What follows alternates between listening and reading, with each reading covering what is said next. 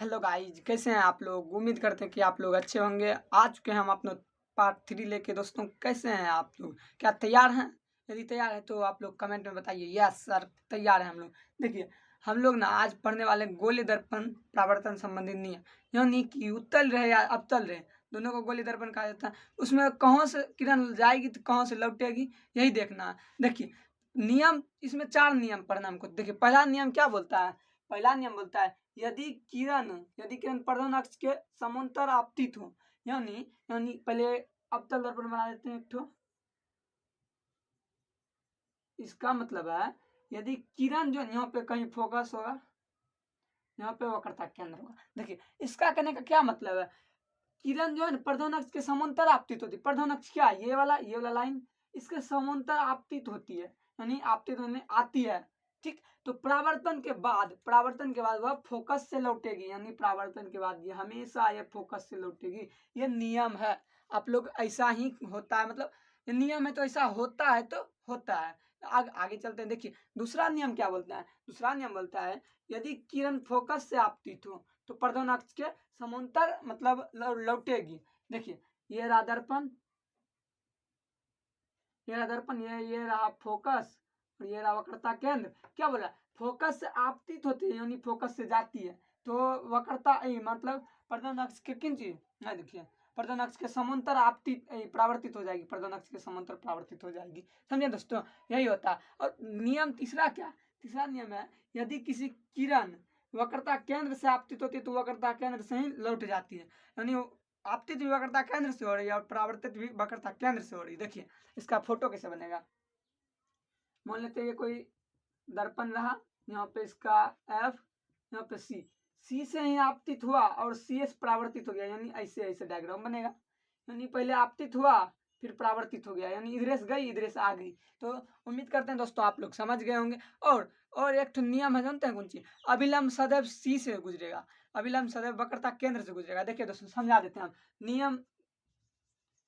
इसमें नियम 4 है, नियम चौथा है दोस्तों।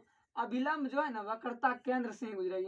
मान लीजिए यहाँ से गया फोकस से गया, यहाँ से जो ना सी अभिलंब हमेशा यहीं से गुजरेगा, ये सीधा अभिलंब हमेशा वक्रता केंद्र से ही गुजरेगा। दोस्तों उम्मीद करते हैं कि आप लोग चारों नियम समझ गए होंगे। नियम पहला ये क्या कहता है, यदि किरण प्रधान अक्ष के समांतर आपतित होती है तो वह फोकस से लौटेगी, यानी प्रधान अक्ष के समांतर। देखिए दोस्तों यहाँ से प्रधान अक्ष के समांतर आ रही है तो फोकस से लौटेगी। और नियम दूसरा कहता है यदि किरण फोकस से आपतित होती है तो प्रधान अक्ष के समांतर लौटेगी, फोकस से आपतित होती है यानी फोकस से आती है तो प्रधान अक्ष के समांतर लौटेगी। और नियम तीसरा कह रहा है कि यदि किरण वक्रता केंद्र से आपतित होती है तो वह वक्रता केंद्र से ही परावर्तित हो जाएगी। यहाँ देखिए दोस्तों, जैसे कि यहाँ ये दर्पण यहाँ से आपतित हुई थी परावर्तित हो गई दोस्तों। और देखिए नियम चौथा क्या कहता है, चौथा नियम कहता है अभिलंब सदैव C से गुजरेगा, यानी दर्पण रहा यहाँ से परावर्तित हुआ है, यहाँ फोकस से लौटी तो अभिलंब हमेशा C से गुजरेगा। तो उम्मीद करते हैं दोस्तों आपने चारों नियम को समझ लिया होगा। अब चलते हैं, इसका यूज हम आगे करेंगे, इसका यूज आगे करेंगे। आप देखते हैं हमारा नेक्स्ट टॉपिक क्या है, तब तक के लिए इसको साफ करते हैं। तो चलिए चलते हैं हमारा नेक्स्ट टॉपिक की तरफ। नेक्स्ट टॉपिक का नाम है कि अवतल दर्पण और उत्तल दर्पण में वस्तु तथा प्रतिबिंब में गति। ये आखिर वस्तु कहाँ पे धरेंगे तो प्रतिबिंब कहाँ पे बनेगा, या वस्तु कैसे धरें कैसे प्रतिबिंब बनेगा, चलिए देखते हैं। सबसे पहले हम लोग अवतल दर्पण में देखेंगे, उसके बाद उत्तल दर्पण में देखेंगे। अवतल दर्पण में थोड़ा ज्यादा केस है, इसीलिए पहले अवतल दर्पण को देखेंगे। देखिए केस नंबर 1 क्या बोलता है, जब वस्तु जो है, जब वस्तु कहाँ पर हो, अनंत पर हो, अनंत यानी इन्फिनिटी पर हो। जब वस्तु अनंत पर हो तो फोटो कहाँ पे बनेगा। देखिए ये रहा अवतल दर्पण, ये रहा अवतल दर्पण। देखिए यहाँ पे कहीं इसका फोकस है, यहाँ पे कहीं इसका वक्रता केंद्र है, यहाँ पे कहीं अनंत है। देखिए अब यहाँ पे मान लीजिए यहाँ पर या अनंत पर वस्तु है ऐसे करके, ठीक ना, अनंत पे यहाँ पर वस्तु है। देखिए प्रधान अक्ष के समांतर किरण गई तो फोकस से लौटेगी, इधर भी प्रधान अक्ष के समांतर गई तो फोकस पे लौटेगी। देखिए एकदम फोकस पे, मतलब पिक्चर बन रहा है, फोकस पे एकदम छोटा सा बन रहा है, दिखियो नहीं रहा है कहाँ पे बना। तो इस प्रतिबिंब की विशेषता हम क्या लिखेंगे, प्रतिबिंब के बारे में लिखेंगे प्रतिशून्य मतलब होता है प्रतिबिंब। आप लोग ध्यान रखिएगा, आप लोग को एग्जाम में सीधा लिखना है प्रतिबिंब, हम तो शॉर्टकट में बताने के लिए लिख देते हैं। देखिए प्रतिबिंब की विशेषता क्या है। पहला नंबर आकार का बात कर लेते हैं। आकार, अच्छा आकार वस्तु से छोटा बना है ना, तो आकार छोटा है। अच्छा आकार छोटा है। और प्रकृति बात कर लेते हैं। पहले स्थिति तब प्रकृति। स्थिति कहाँ पे, यानी बना कहाँ पे, स्थिति है फोकस पर, फोकस पर। और प्रकृति कैसा है, प्रकृति है वास्तविक, वास्तविक और उल्टा। देखिए वास्तविक और उल्टा, क्योंकि ये अवतल दर्पण है, वास्तविक और उल्टा प्रतिबिंब बना है, यानी कि प्रतिबिंब वास्तविक बना है और साथ साथ उल्टा भी बना है। तो चलिए देखते हैं हमारा नेक्स्ट केस क्या है। केस नंबर 2 के इधर चलते हैं। देखिए हम लोग लिख लेते हैं इधर केस नंबर 2 क्या है। देखिए अब इसको एक लात मारेंगे, किसको, इसको एक लात मारेंगे, आगे बढ़ेगा। ये किसके किसके, अनंत और सी के बीच में आएगा। तब वस्तु कहाँ पे, जब वस्तु अनंत और सी के बीच में हो, के बीच में हो। तो देखिए अब इस केस में क्या होगा, जब वस्तु अनंत और सी के बीच में हो। देखिए पहले दर्पण बना लेते हैं। ये रहा दर्पण, मान लीजिए यहाँ पे कहीं इसका फोकस है, यहाँ पे सी है और यहाँ पे कहीं अनंत है। तो वस्तु कहाँ पे, इसके बीच में है। तो वस्तु इसके बीच में है, तो प्रतिबिंब कहाँ बनेगा। देखिए पहली नंबर ये किसके समांतर गया, प्रथम अक्ष के समांतर गया, तो लौटेगा कौन चीज से, फोकस से, फोकस से लौट गई। अब देखिए यदि ये फोकस से जाएगी तो कहाँ से लौटेगी, तो लौटेगी प्रधान अक्ष के समांतर, लौट गई। तो देखिए यहीं पे, यहाँ पे कहीं कट रहा, तो प्रतिबिंब यहीं पे बना। तो अब देखिए प्रतिबिंब की विशेषता क्या लिखेंगे प्रतिबिंब के बारे में। पहला नंबर देखिए स्थिति, स्थिति, स्थिति कहाँ पे, अच्छा बताइए, स्थिति सी और एफ के बीच में ना है। स्थिति यानी सी और एफ के बीच में, सी और एफ के बीच, स्थिति हो गया सी और एफ के बीच। अब देखिए अब मतलब आकार देख लेते हैं। आकार क्या है इसका, आकार देखिए, आकार थोड़ा सा छोटा है, आकार छोटा है, आकार छोटा है। और प्रकृति देख लेते हैं। प्रकृति, प्रकृति दोस्तों, प्रकृति की है उल्टा है, यानी वास्तविक होगा, वास्तविक और उल्टा, वास्तविक और उल्टा। तो हम उम्मीद करते हैं कि आप लोग इतना समझ गए होंगे। तो चलते हैं हमारा आगे चलते हैं। आप देखते हैं केस नंबर 3 क्या है इस तालतल के लिए। तो दोस्तों आ गया है हमारा केस 3। देखिए केस 3 क्या कहता है, जब वस्तु सी पर हो, जब वस्तु वक्रता केंद्र पर हो। देखिए दोस्तों पहला बार में हम जो है ना केस 2 में थोड़ा देखें, ये फोकस था, ये वक्रता केंद्र था और ये अनंत था, ये दोनों के बीच में था ना। अब थोड़ा सा इसको और एक लात मारेंगे तो कहाँ पाएगा, ये वक्रता केंद्र पाएगा। तो देखते हैं यहाँ पे वक्रता केंद्र पड़ेगा तो फोटो कहाँ बनेगा। देखिए मान लेते हैं ये फोकस है, ये क्या है, वक्रता केंद्र यानी सी है। देखिए यहाँ पे इतना बड़ा वस्तु है, ठीक। देखिए यहाँ पे इतना बड़ा वस्तु है ना, तो जो है ना, यहाँ से ऐसे करके किरण गई, प्रधान अक्ष के समांतर गई, तो कहाँ से लौटेगी, फोकस से लौटेगी। ये रहा फोकस से लौट गई। अब देखिए दोस्तों, यदि फोकस से जाएगी तो कहाँ पर से लौटेगी, थोड़ा सा बड़ा बनाते हैं। यदि फोकस से गई तो कहाँ से लौटेगी, प्रधान अक्ष के समांतर। तो नहीं देखिए, बस देखिए यहाँ पे कटा, तो यहाँ पे कटा तो प्रतिबिंब कहाँ पे, यहीं पे बना, लेकिन बना कैसा, टेढ़ा बना। और दोस्तों देखिए इतना बड़ा ई है, इतने बड़ा ई बना, यानी प्रतिबिंब के बारे में क्या क्या लिखेंगे। देखिए प्रतिबिंब के बारे में लिखते हैं हम। प्रतिबिंब के बारे में, प्रतिबिंब के पहले आकार का बात किया जाए। आकार जो है ना, वस्तु के अपेक्षा प्रतिबिंब का बात होता है हर जगह पे। आकार समान है, समान है। स्थिति कहाँ पे है, प्रतिबिंब का स्थिति सी पर ही है। यानी आपको पूछा जाएगा यदि वस्तु वक्रता केंद्र पे रहेगा तो प्रतिबिंब कहाँ पे बनेगा, तो आपको बोलना है वक्रता केंद्र पर ही प्रतिबिंब बनेगा, समझे। और देखिए आकार हो गया, स्थिति हो गया, और प्रकृति कैसा, प्रकृति तो दिखिए रहा काल्पनिक और सॉरी वास्तविक और सीधा है। वास्तविक बना लेकिन सीधा है, सॉरी बार बार गलती बोल देते हैं, वास्तविक और उल्टा है, वास्तविक और उल्टा है। चलिए देखिए अब केस नंबर 4 की तरफ चलते हैं। केस नंबर 4 की तरफ, केस नंबर 4। अब देखिए इसको एक लात और मारेंगे तो कहाँ पाएगा, एफ और सी के बीच में। देखिए तो केस नंबर 4 भी होगा हमारा, जब वस्तु एफ सी और देखिए सी और एफ के बीच में हो समझे। अब देखिए सी और एफ के बीच में रहेगा तो कहाँ बनेगा प्रतिबिंब, देखिए ये रहा ऐसे करके, ये रहा फोकस, ये रहा वक्रता केंद्र।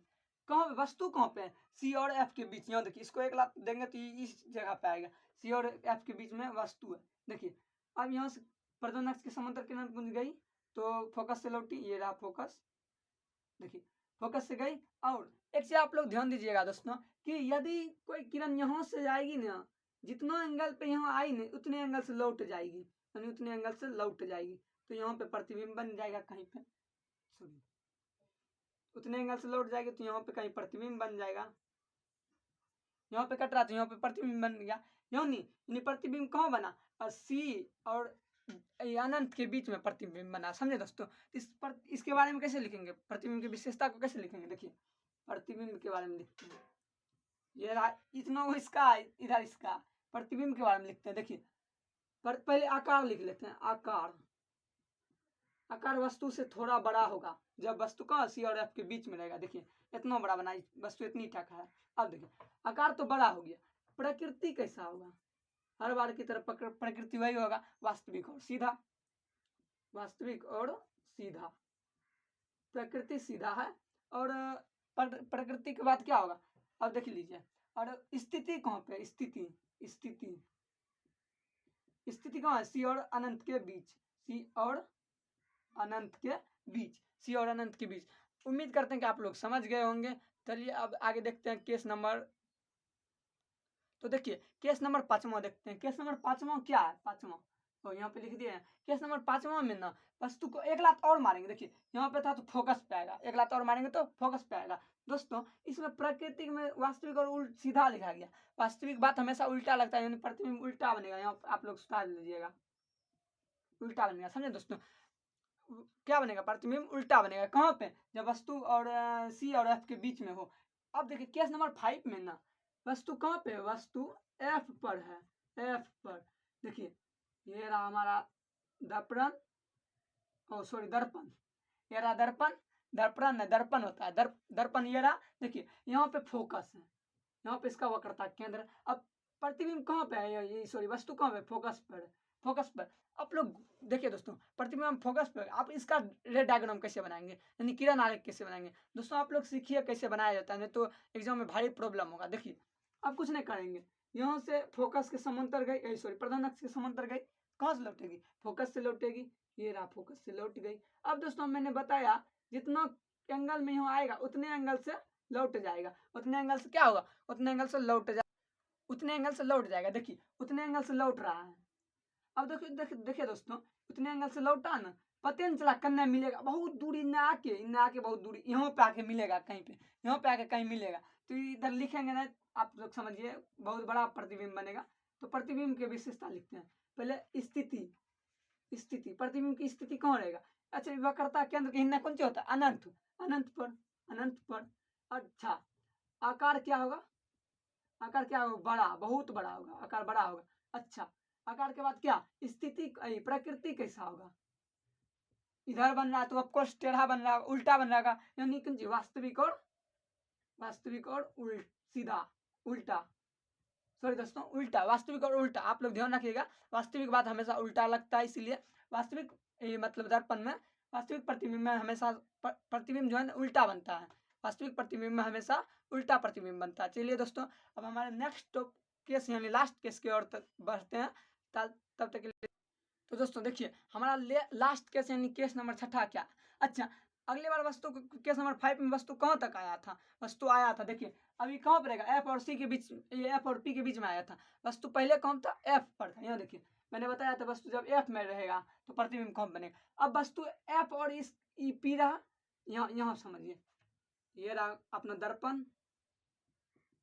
देखिए मान लीजिए यहाँ पे एफ है, यहाँ पे सी है, ये क्या था, पी था, यानी ध्रुव था। आप लोग पिछले क्लास में पढ़े होंगे कि ध्रुव, मैंने बताया था ध्रुव क्या था। दोस्तों यदि आपने पार्ट 2 और पार्ट 1 नहीं करके आया तो कृपया आप जाइए पार्ट 1 पार्ट 2 करके आइए, आपको बेहतर से बेहतर समझ में आएगा। देखिए अब जो है ना इसके बीच में आया वस्तु, प्रतिबिंब कहाँ पे बनेगा, देखिए प्रधान अक्ष से समांतर, फोकस से लौटा, इसके ऐसे गया तो इधर लौटे। अब बताया दोस्तों कत्तो आगे बढ़ेगा तो कटेगा और बड़े हो ले जाएगा और बड़े हो ले जाएगा। इसीलिए ये जो है ना कभी भी इन्ना नहीं कटेगा, इसलिए यह जो डॉटेड लाइन से पीछे जाएगा, यानी ई जो है सीधे लाइन से इसे पीछे गया, यो भी ऐसे पीछे गया। तो दोस्तों कहीं नहीं यहाँ मिल गया, यहाँ पे कहीं मिल गया। तो देखिए दोस्तों इधर प्रतिबिंब बना है, ये कैसा है, काल्पनिक और सीधा है, काल्पनिक है सीधा है। तो प्रतिबिंब के बारे में लिखते हैं इधर प्रतिबिंब के। अच्छा आकार की बात किया जाए, वस्तु से क्या है प्रतिबिंब बड़ा है, आकार क्या है बड़ा है। अच्छा प्रकृति की बात किया जाए, प्रकृति क्या है, देखिए प्रकृति जो है ना काल्पनिक और सीधा है, काल्पनिक और सीधा, और काल्पनिक और सीधा हो गया। और देखिए अब क्या छूट किया गया, आकार हो गया, प्रकृति हो गया, और एक तो मतलब छूट रहा स्थिति। स्थिति क्या है, स्थिति दोस्तों आप लोग सोच रहे हैं स्थिति क्या लिखे, इसका कुछ है ये ना इधर, तो लिखेंगे दर्पण के पीछे, दर्पण के पीछे, दर्पण के पीछे। तो दोस्तों मैंने सारा केस समझा दिया अब तक दर्पण का, बस इतना ही केस रहता है, आप लोग इतना ध्यान में रख लिए तो आप लोग मास्टर है मास्टर। चलिए आगे देखते हैं अब क्या होगा। अब उत्तल दर्पण में देखेंगे, उत्तल दर्पण में मात्र 2 केस होता है, 2 से 3 केस होता है, समझ लेंगे बस काम खत्म हो जाएगा। तब अवतल दर्पण और उत्तल दर्पण में वस्तु एवं प्रतिबिंब में गति खत्म हो जाएगा। दोस्तों चलिए देखते हैं क्या होता है अवतल दर्पण में। तो देखिए अब समझते हैं उत्तल दर्पण में केस क्या है। उत्तल दर्पण में मात्र 2 केस हैं और आसान केस है। देखिए उत्तल दर्पण में पहला केस क्या है, जब वस्तु अनंत पर हो। देखिए ये रहा उत्तल दर्पण हमारा, परावर्तक सतह उड़ा है, देखिए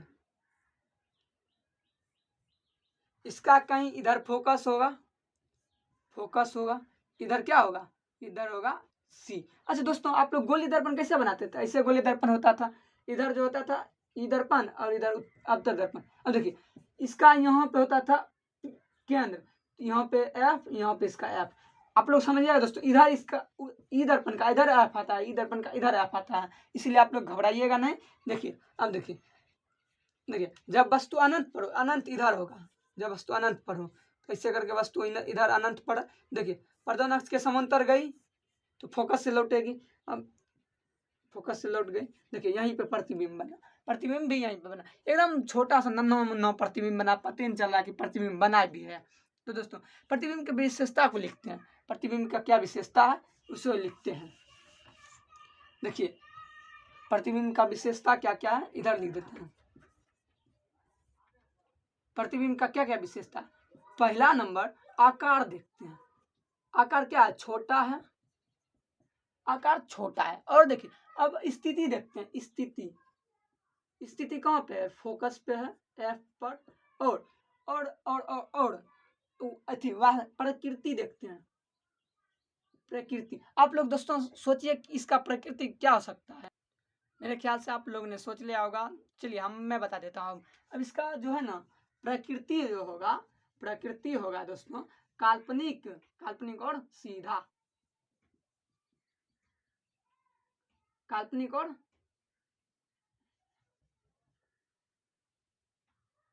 क्या होगा, काल्पनिक और सीधा, काल्पनिक और सीधा, सीधा होता है इसका क्या प्रकृति। काल्पनिक को ही ना आभासी भी कहा जाता है दोस्तों, आप लोग ध्यान रखिएगा, काल्पनिक को क्या कहा जाता है, आभासी। अब देखिए अब ना केस नंबर 2 क्या है, केस नंबर 2 तो झपा गया दोस्तों, देखते हैं केस नंबर 2 क्या है। चलिए देखते हैं हमारा केस नंबर 2 क्या है। देखिए मैंने क्या लिखा, जब वस्तु अनंत और पी के बीच में हो, अनंत ये रहा, पी ये रहा, पी मतलब ध्रुव। अब देखिए इसके बीच में है वस्तु, इसके बीच में देखिए प्रधान अक्ष के समांतर गया तो फोकस से लौटेगी, फोकस से लौट गई। अब देखिए अब मान लीजिए अब किरण किधर से लेके जाए, आप लोग थोड़ा दिमाग लगे किधर से किरण देखिए दोस्तों अब है ना ये इधर गया, इधर चला गया, इसके डॉटेड लाइन पीछे गया। अब देखिए अब हम लोग किरण यहाँ से लेके जाते हैं, यहाँ से इधर आया, इस डॉटेड लाइन से पीछे गया तो यहाँ पे कहीं काटा तो यहाँ पे इसका प्रतिबिंब बना। देखिए अब प्रतिबिंब का विशेषता लिखते हैं, प्रतिबिंब का क्या विशेषता, प्रतिबिंब आकार कैसा, आकार हमेशा छोटा, आकार देखिए इतना बड़ा वस्तु इतना बड़ा प्रतिबिंब, आकार छोटा रहता है, हमेशा आकार छोटा रहता है। ऐसे आप लोग को पूछा जाएगा किस दर्पण में वस्तु के अपेक्षा छोटा प्रतिबिंब बनता है, तो आप लोग उत्तल दर्पण बोलिएगा, क्योंकि यहाँ पे भी देखिए मतलब फोकस पर भी था तो मतलब कि यहाँ फोकस पर जो प्रतिबिंब बन रहा था वो भी छोटा था, इधर जो बन रहा है ये भी छोटा है, इसीलिए उत्तल दर्पण आप लोग आंसर दीजिएगा। तो देखिए यहाँ पे बना आकार तो छोटा हो गया, और प्रकृति कैसा होगा, देखिए रहा है सीधा है तो सीधा और काल्पनिक होगा, सीधा और काल्पनिक। और प्रकृति और आकार के बाद आता है स्थिति, इसका आप लोग का ध्यान में रहना जरूरी है। स्थिति कहाँ है, पी और एफ के बीच, पी और एफ के बीच, पी और एफ के बीच। उम्मीद करते हैं कि दोस्तों आप लोग को समझ में आया होगा। यदि आप लोग को वीडियो अच्छा लग रहा है तो आप लोग लाइक कीजिएगा, यदि आपका रिवीजन हो रहा है तो फिर भी लाइक कीजिएगा। चलिए अब देखते हैं हमारा आगे नेक्स्ट टॉपिक क्या है। दोस्तों हमारा नया टॉपिक है चिन्ह परिपाटी। अब समझते हैं चिन्ह परिपाटी क्या। चिन्ह परिपाटी ना दोस्तों देखिए, अब बहुत सारा जो है ना अवतल दर्पण या उत्तल दर्पण में मापने में दिक्कत होने लगा, किधर जाएंगे तो प्लस होगा, किधर जाएंगे तो माइनस होगा, इसलिए चिन्ह परिपाटी का निर्माण किया गया। सब चिन्ह परिपाटी में देखिए एगो बनाते हैं दर्पण, अवतल दर्पण बना लेते हैं। देखिए ये हमारा अवतल दर्पण। दोस्तों आप लोग को पता होगा इधर जो ऐसे ऐसे करते हैं ये काहे करते हैं, ये क्या है, रजतीत है यानी चांदी का लेप है। आप लोग को फर्स्ट या दूसरे क्लास में हम बताए होंगे, कृपया आप लोग देख के आइए, नहीं देखे हैं तो समझ जाइएगा। देखिए अब ये एक दर्पण है, मान लेते हैं ये क्या है दर्पण, ये क्या है ध्रुव है। बोला गया कि चिन्ह परिपाटी के अनुसार सभी दूरी जो मापा जाएगा ना प्लस या माइनस का, ये पी से नापा जाएगा यानी ध्रुव से नापा जाएगा। तो इसका मुख्य बातें लिखते हैं हम, मुख्य बातें। तो पहला बात क्या होगा, सभी दूरियां जो पी से यानी ध्रुव से मापी जाएगी, सभी दूरियां ध्रुव से मापी जाती है। और देखिए दोस्तों, अच्छा आप लोग किरण इधर चलता है, किरण का विपरीत दिशा ये है, किरण की दिशा इधर, किरण का विपरीत दिशा इधर। यदि किरण के दिशा में मापा जाएगा ना प्लस, किरण के विपरीत दिशा में माइनस, बस इतना ही है। तो लिखेंगे किरण के दिशा में मापी गई दूरी धनात्मक और किरण के विपरीत दिशा में मापी गई दूरी क्या होगी, ऋणात्मक। समझे दोस्तों इसका मतलब क्या हुआ। देखिए किरण इधर बार बार हम लेके जाते हैं, इसीलिए किरण की दिशा में मापी गई दूरी प्लस और किरण की विपरीत दिशा में मापी गई मतलब माइनस। और लास्ट बात जो है ना, ये क्या है, ये प्रधान अक्ष, प्रधान अक्ष के ऊपर मापी गई दूरी प्लस होता है और नीचे मापी गई दूरी माइनस होता है। तो क्या लिखेंगे, प्रधान अक्ष की तीसरा नंबर लिख लीजिएगा आप लोग, प्रधान अक्ष के ऊपर मापी गई दूरी प्लस और प्रधान अक्ष के नीचे मापी गई दूरी माइनस होता है, ऋणात्मक होता है। चलिए देखते हैं हम, बस इतने था चिन्ह परिपाटी, एकदम इजी था। उत्तल और अवतल दर्पण में दोनों में यही केस होता है दोस्तों। अभी तक जो भी कुछ बताया ना उत्तल और अवतल में दोनों में काम करता है। चलिए देखते हैं अब हमारा नेक्स्ट टॉपिक क्या आता है। Next topic